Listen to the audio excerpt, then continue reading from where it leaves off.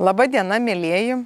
Šiandien neįprastoje aplinkoje, gamtos aplinkoje, ten, kur vyksta mūsų jaunuolių stovykla, kur kiekvieną dieną turim situacijas, kurios atneša mums tam tikrą žinutę, su kuriuom dirbam, kalbame su jaunuoliais.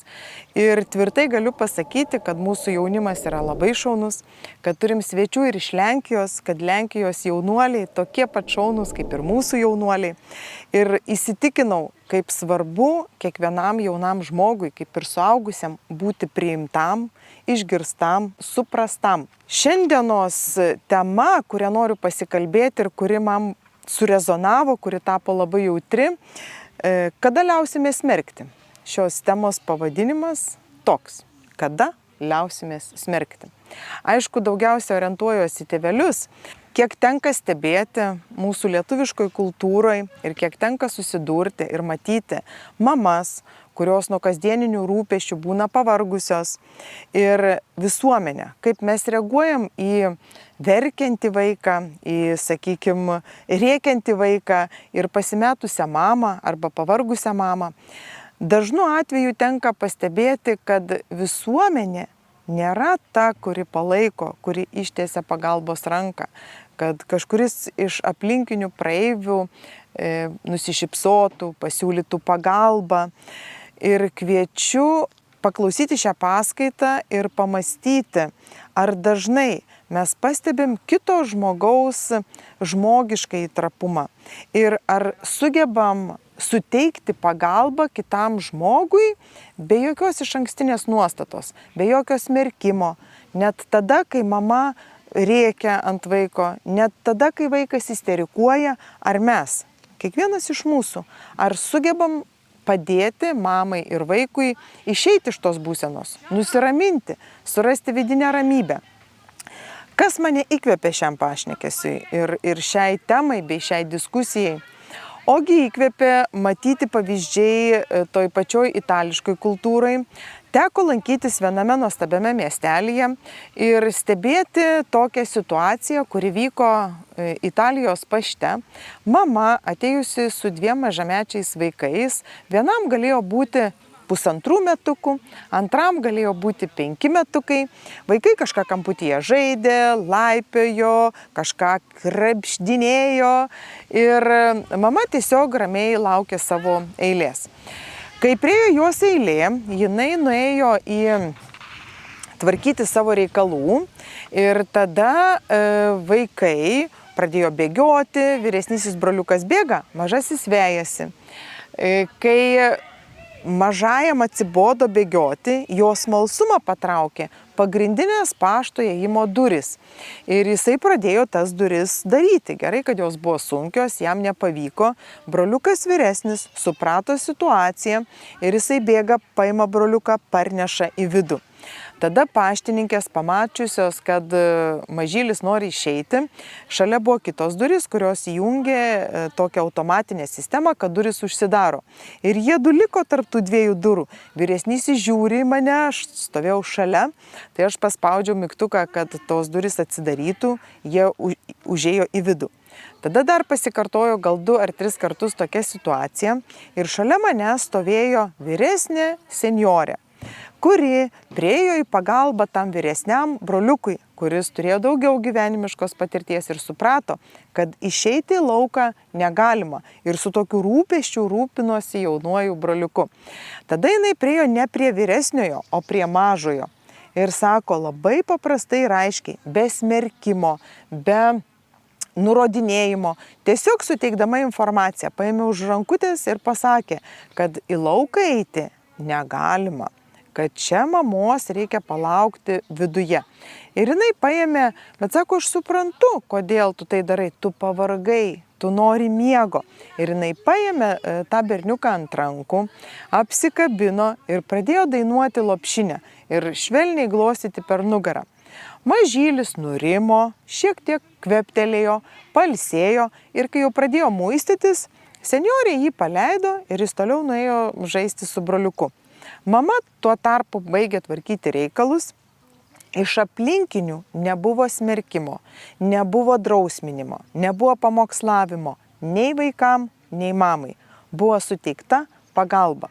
Kai mama užbaigė, pasėmė mažylį, įsisodino į vežimėlį, padėkojo man, padėkojo senioriai ir jie išėjo. Ir tuo momentu man iš džiaugsmo, iš to gerumo bėgo džiaugsmo ašaros. Todėl, kad pamačiau pavyzdį, kokia turi būti visuomenė ir kaip atrodo visuomenė, kurioje yra palaikymas, parama ir kurioje nėra smerkimo. Ir aš supratau, kodėl tas pavyzdys man taip surezonavo ir kodėl tos džiaugsmo ašaros. Prisiminiau savo patirtį, kai vaikai buvo panašaus amžiaus, kadangi pas mane 3 pametinukai, skirtumas tarp vyriausio ir jaunėlio metai ir 2 mėnesiai, tarp vidurinėlio ir jaunėlio 2 metai ir 4 mėnesiai. Man taip pat tekdavo išeiti su jais ir į parduotuvę, ir į viešumą, ir tekdavo lankytis universitete. Ir yra įstrigusios tokios emociškai stiprios situacijos, kai mažuliukai, jie vaikai kaip ir vaikai, sveiki vaikai, nuėjome į universitetą ir jie lipa laiptais, juokauja, pasistumdydami, kažkur užlipdami ir pro šalį einantys žmonės į mane, į juos, pasižiūrėdavo smerkiančių žvilgsnių, o kai kurie net laikydavo tos vidinės įtampos ir mane sutikdavo su tokiu draugišku, tarsi pasišaipimu, tai kaip tu čia lektorė pozityvios tėvystės, o nesusitvarkai su savo vaikais. Mes turim kiekvienas savo šabloną, savo matymą ir kiti tarsi turi įtilpti į tą šabloną. Ir aš pamenu tą emociją, kad pirma emocija buvo tokia, kad mano vaikai turi klausyti, turi elgtis tobulai ir staiga save sustabdžiau ir supratau, kad stop, yra situacija tokia, kokia yra. Ir aš atsakinga už vaikus, aš žinau, kaip jie elgiasi ir kitą kartą, kai panašių replikų sulaukdavau, tai aš į tas situacijas reaguodavau visai kitaip. Pasakydama, kad taip, aš žinau, ką daro mano vaikai, aš pasitikiu, žinau, kad jie čia nenukris, žinau, kad ten jie neis kur pavojinga, o čia, kur jie bėgioja ir kaip jie bėgioja, jie tai gali daryti. Man tai padėjo susikurti vidinę ramybę, parodyti ribą tarp visuomenės ir kad stop, šitoj vietoj man netinka tas smerkimas ir aš parodžiau vaikam, kad mes esam tas burbulas ir mūsų tos taisyklės, kurios yra, tai yra mūsų. Ir kartais atlaikyti tokias situacijas yra labai sudėtinga ir jeigu daug kartų tu gauni tokias pastabas. Ir jeigu dar esi tokioj situacijoje, kad nesusitvarkai su savo vaikais ir vaikai neklauso ir visuomenė nepadeda, bet smerkia, tada jaučiamės mes vieniši ir automatiškai įsivaizduokit, jeigu tu kažkur tai laukia eilėje, tau ir taip kyla viduje įtampa ir dar staiga tu gauni iš visuomenės pastabą, kad žiūrėk, kaip netinkamai elgėsi tavo vaikas. Tai dar viduje daugiau kyla įtampos. Ir pastebėjau didžiulį skirtumą. Pas mus Lietuvoje daugumoj atveju yra įsivaizdavimas, kad jeigu aš sudrausminsiu vaiką, tai tokiu būdu aš jam perduosiu vertybės. Toli gražu, nedrausminimu mes sukuriam ryšį. Nepasakydami ir sudrausmindami mes padedam vaikui ir mamai priimti save, priimti savo emocijas ir išbūti tose emocijose bei rasti tinkamą susikalbėjimą.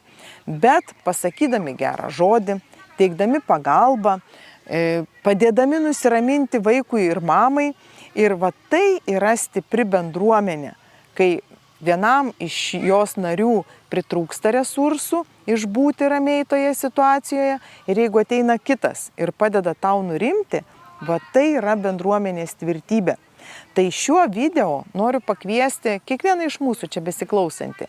Tų gyvenimiškų situacijų mes patiriam labai daug.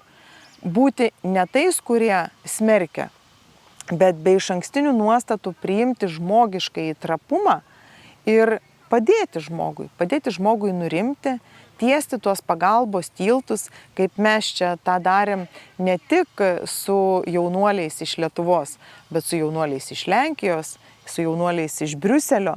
Kitais metais tikime sulaukti svečių ir iš kitų šalių. Ir pamatėm, kad tie tarpkultūriniai tiltai, kokie jie yra svarbus. Ir jaunuoliai išvykę iš mūsų stovyklos, aš net neabejoju, kad jie net ir po kelių metų susitikę jie vieni kitiem ties pagalbos rankas, jie vieni kitų neskaudins, jie vieni kitiem padės. Ir tai yra mūsų ta stovykla, kuri šiemet įvyko, yra erdvė, kurioje susitinka asmenybės, skirtingos asmenybės, kur kiekviena yra išgirsta, kiekviena yra suprasta, kiekvienam jaunuoliui buvo duodamas laikas, erdvė, išbūti su savim, save susirinkti savo emocijas ir kuo greičiau išeiti iš tų sunkių emocijų ir kuo greičiau įsitraukti į bendras veiklas.